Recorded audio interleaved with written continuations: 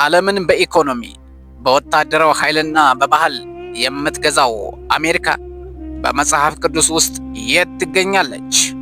እስራኤል፣ ኢራን፣ ሩሲያና ግብፅ በስም ተጠቅሰው ሳለ የዘመናችን ትልቋ ኃያል መንግስት ለምን በስም አልተጠቀሰችም? ወይንስ በሚስጥራዊ ኮድ ተደብቃ ይሆን?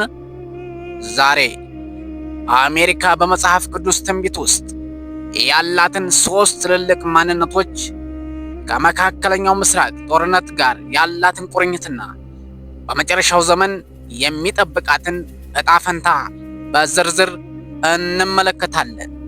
ቪዲዮውን እስከ መጨረሻው ይከታተሉ።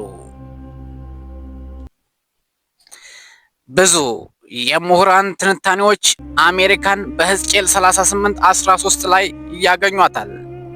ትንቢቱ የሩሲያና የኢራን ጥምረት እስራኤልን ሊወር ሲመጣ ተቃውሞ የሚያሰሙ ሀገራትን ይጠቅሳል።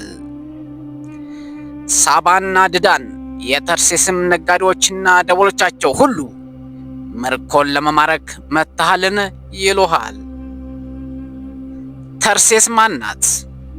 በጥንት ዘመን ከእስራኤል በስተምዕራብ ያለች የባህር ኃይል ወይም እንግሊዝ ወይም ኢሮፕ ይሏታል።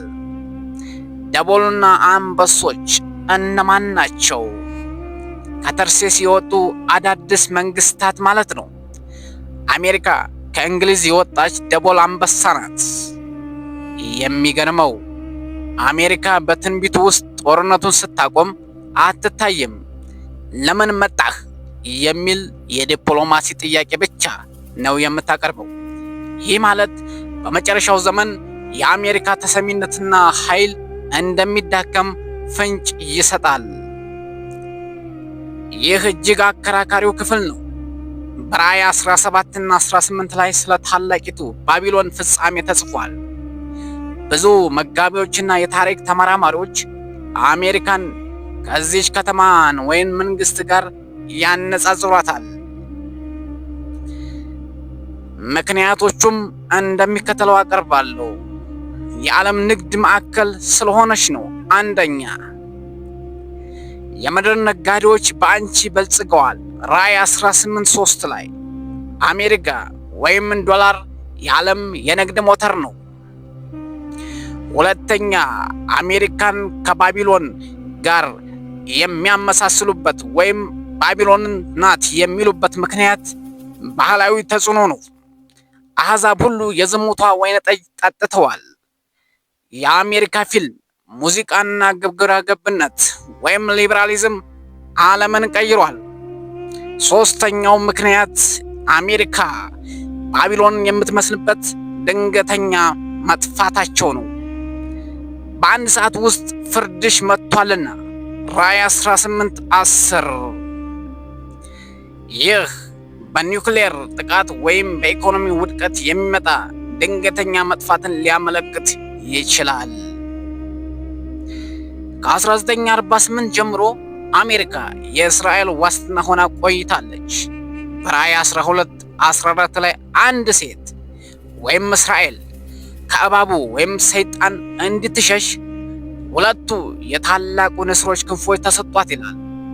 ብዙዎች ንስር የአሜሪካ ምልክት በመሆኑ አሜሪካ እስራኤልን ከመጥፋት የምታድን ኃይል ናት ይላሉ። ነገር ግን ታሪክና ትንቢት እንደሚነግሩን በመጨረሻው ሰዓት አሜሪካ እስራኤልን ትተዋታለች ወይም አቅም ያንሳታል። በዘካርያስ 12:3 ላይ የምድር አሕዛብ ሁሉ በኢየሩሳሌም ላይ ይሰበሰባሉ ይላል። ሁሉ የሚለው ቃል አሜሪካንም ሊጨምር ይችላል። ዛሬ አሜሪካ በኢራንና በእስራኤል መካከል ቆማለች። በአንድ በኩል እስራኤልን መከላከል ትፈልጋለች፣ በሌላ በኩል ከኢራን ጋር ወደማይፈለግ ሶስተኛ የዓለም ጦርነት መግባት ትፈራለች። የታሪክ መጽሐፍት እንደሚነግሩን ማንኛውም ኃያል መንግስት እንደ ሮም፣ ባቢሎን፣ እንግሊዝ የሚወድቀው በሁለት ምክንያት ነው። የውስጥ መበስበስ እና የኢኮኖሚ መዝረክረክ። አሜሪካ ዛሬ በፖለቲካ ተከፋፍላለች። ዳዋ ሰማይ ነክቷል። ከእግዚአብሔር እየራቀች ነው። ይህ ሁኔታ በትንቢት ለተነገረው የአውሬው መንግስት ወይም አንቲክራይስት መነሳት መንገድ እየጠረገ እንደሆነ ብዙዎች ያምናሉ። አሜሪካ በታሪክ ትልቋ ሀያል ሀገር ልትሆን ትችላለች። ነገር ግን በመጽሐፍ ቅዱስ መጨረሻ ላይ የሚነግሰው የአሜሪካ ዲሞክራሲ ሳይሆን የእግዚአብሔር መንግስት ነው። አሜሪካ ልትወድቅ ትችላለች። ሩሲያና ኢራን ሊጠፉ ይችላሉ። እስራኤል በመከራ ውስጥ ልታልፍ ትችላለች። መጨረሻው ግን አንድ ነው፣ የኢየሱስ ክርስቶስ ዳግም ምጽአት። ጥያቄው አሜሪካ የት ናት? ጥያቄው አሜሪካ የት ናት የሚለው ብቻ አይደለም። ጥያቄው እናንተ የት ናችሁ የሚለው ነው። ዓለም ስትናወጥ የማይናወጥ መንግስት ያለው በእግዚአብሔር ዘንድ ብቻ ነው። በነቢዩ ዳንኤል 2:44 ላይ እንዲህ ይላል፣ በእነዚያም ነገስታት ዘመን የሰማይ አምላክ ለዘላለም የማይጠፋ መንግስት ያስነሳል። ስለ አሜሪካ ትንቢታዊ ሚና ያላችሁን አስተያየት በኮሜንት ላይ አጋሩን። ይህን ጥቅስ ከወደዳችሁት ለወዳጅ ዘመዶ ያጋሩ። ሰብስክራይብ በማድረግ የዚህ ትልቅ የታሪክ ጉዞ አካል ይሁን። ሰላም ለእናንተ ይሁን።